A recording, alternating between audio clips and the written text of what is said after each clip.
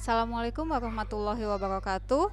Hari ini kita masuk ke pertemuan 2 mata kuliah metode perancangan program dengan materinya adalah algoritma dan pemrograman. Pokok pembahasannya yang pertama ada pendahuluan, kedua tahapan pembangunan program, ketiga pengenalan algoritma, keempat cara menyajikan algoritma, kemudian data program serta elemen-elemen program. Oke, pendahuluannya adalah sudah dibahas sebelumnya bahwa perancangan program itu merupakan pembangunan dari solusi terhadap identifikasi masalah. Jadi pada tahap SDLC yang pertama adalah menganalisa. Nah, menganalisa permasalahan itu adalah salah satu tahapan pada saat kita membuat program agar program yang kita buat itu dapat menyelesaikan permasalahan tersebut.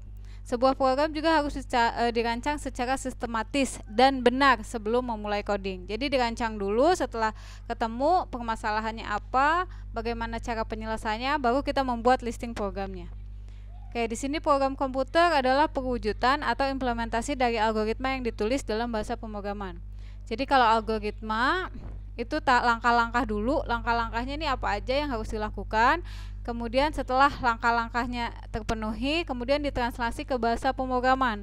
Kira-kira menggunakan bahasa pemrograman apa agar si algoritma ini bisa terlaksana. Kemudian dikompil setelah selesai mengetikkan coding listing atau bahasa pemrograman, dikompil di komputer. Nah, pada saat komputer dijalankan, maka aplikasinya akan berjalan sesuai dengan kebutuhan user. Nah, saat itu terjadi, itu di saat dimana interpretasi oleh CPU untuk menjalankan operasi pada mesin komputer sesuai dengan bahasa pemrograman yang kalian gunakan. Kayak apakah algoritma? Algoritma itu adalah langkah-langkah yang dibutuhkan untuk menyelesaikan sebuah tugas. Sebuah algoritma harus ada inputnya, harus ada outputnya, kemudian memiliki definisi atau proses yang jelas, memiliki kondisi akhir, kemudian memberikan solusi yang diharapkan. Nah, ini semua berlaku untuk setiap himpunan input sesuai dengan masalah yang diberikan. Contohnya di sini adalah menghitung uang kembali. Di mana proses menghitung uang kembali itu harus ada inputannya. Inputannya berupa apa? Ada uang bayar, ada total bayar, kemudian sisa atau uang kembalinya itu berapa. Nah, ini adalah pseudocode algoritma di mana perlu dideklarasikan kira-kira kita butuh tipe data apa, kemudian variabelnya apa. Di sini tipe data yang digunakan adalah long atau long integer. Variabelnya ada sisa, uang bayar, kemudian total bayar. Deskripsinya kita baca dulu total bayarnya berapa sih? Itu. Kemudian setelah total bayarnya ditemukan, kemudian uang bayarnya itu kita input. Hitung sisa sama dengan uang bayar dikurang total bayar, sehingga berdasarkan proses hitung sisa nanti dia akan mencetak uang kembalinya itu berapa atau cetak sisa uangnya itu berapa. Oke, di sini ada contoh program yang tidak baik.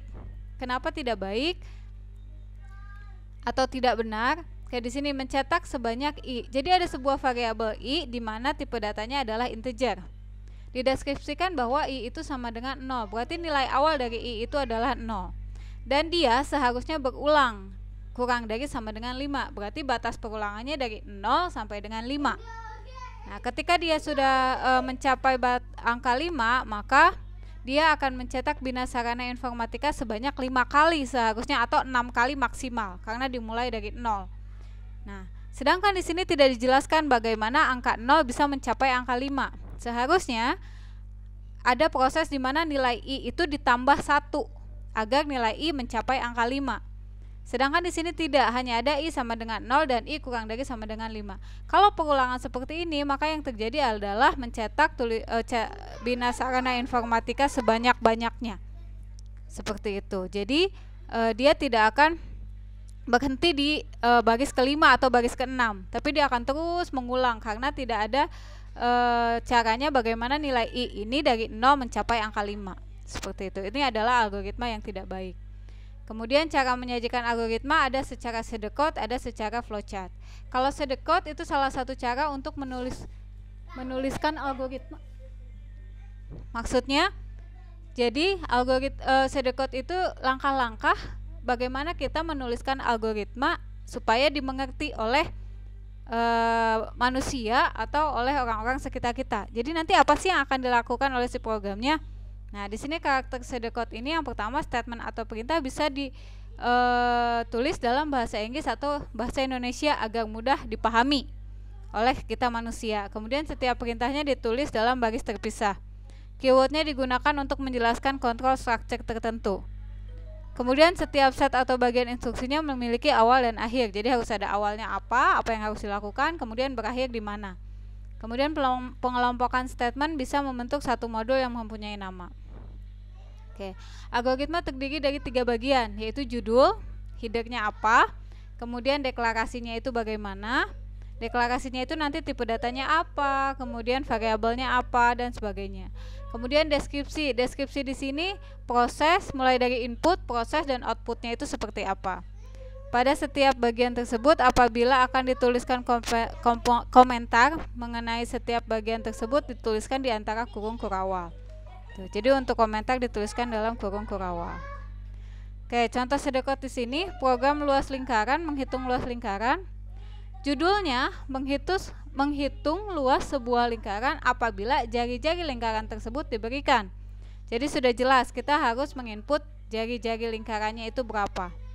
Deklarasinya yang pertama kita menginisialisasi konstanta dengan nilai pi sama dengan 3,14.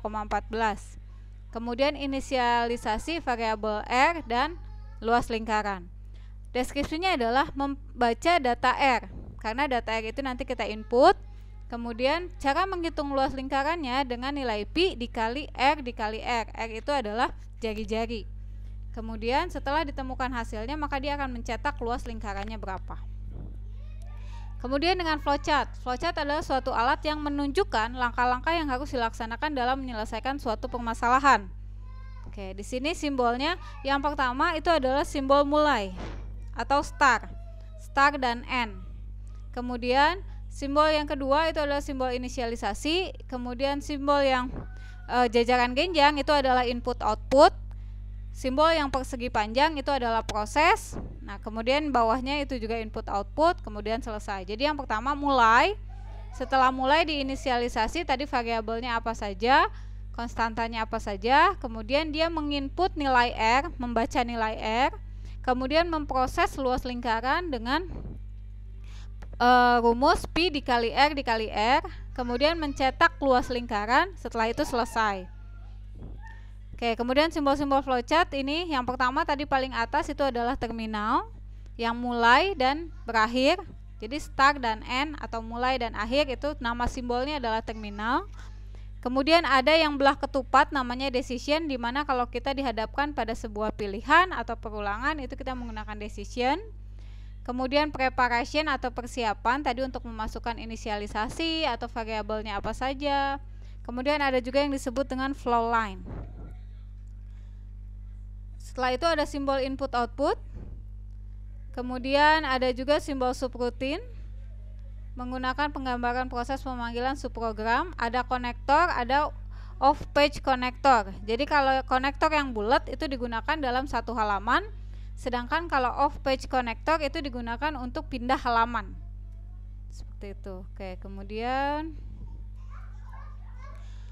program ditulis untuk memproses data. Dibutuhkan pemahaman yang baik terhadap sifat dan struktur. Data dalam program mungkin dapat berupa variabel tunggal. Jadi kalau yang namanya tipe data dibagi menjadi dua, ada tipe data untuk angka dan tipe data untuk huruf. Kalau tipe data untuk angka itu isinya hanya bisa diinput oleh angka, sedangkan kalau huruf bisa angka dan huruf, tetapi angkanya tidak bisa dihitung. Nah, kalau untuk tipe data yang berkelompok itu ada array, ada file, ada kelas dan sebagainya. Oke, variabel itu adalah nama yang diberikan kepada kumpulan sel memori untuk menyimpan item data tertentu yang nilainya dapat berubah pada saat programnya diaplikasi. Pembuatan variabel itu bebas. Nama variabel bebas. Syaratnya hanya tidak boleh menggunakan spasi, tidak ada simbol di awal, kemudian juga hindari penggunaan bahasa Inggris. Kemudian kalau konstanta itu item data dengan nama dan nilai yang tetap. Contohnya adalah pi 3,14, nilainya sudah pasti seperti itu. Atau 22/7 atau 3,14 itu adalah konstanta. Jadi nilainya pasti. Kemudian elemen-elemen program, ada aturan leksikal, tipe data, expression, statement, function, dan prosedur. Oke. Kalau aturan leksikal itu aturan yang digunakan pada saat kita membuat bahasa pemrograman. Kemudian kalau tipe data, itu tipe data tadi ada angka kemudian huruf. Kalau expression itu ekspresi dari pada saat kita membuat listing programnya. Statement itu adalah listing program yang kita buat sesuai dengan tahapan-tahapan. Kemudian function dan prosedur adalah perintah yang lebih spesifik pada saat kita membuat program. Kemudian ada yang disebut dengan token, elemen terkecil pada bahasa pemrograman yang memiliki arti penting pada saat compiler.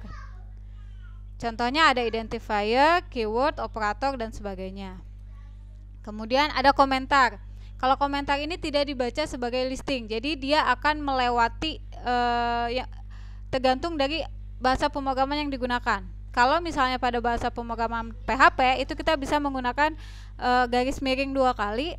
Kita akan menulis apapun di situ, itu tidak akan dibaca sebagai listing program atau perintah. Jadi hanya sebagai komentar aja, dianggap tidak ada. Kemudian identifier adalah token yang merepresentasikan nama seperti variabel, konstanta, dan sebagainya. Oke, aturan pemberian nama identifier tadi sudah dijelaskan, harus berupa huruf atau hindari simbol di awal.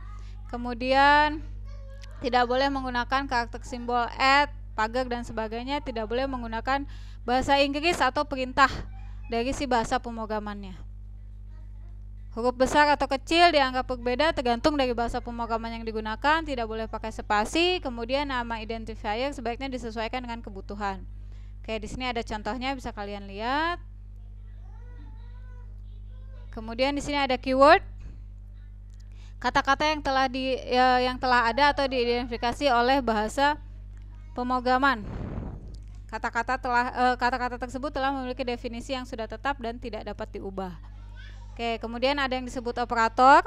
Nah, operator yang digunakan ada arithmetic operator, assignment operator, logical, relational, pointer, dan bitwise. Nah, ini adalah jenis-jenis operator yang digunakan.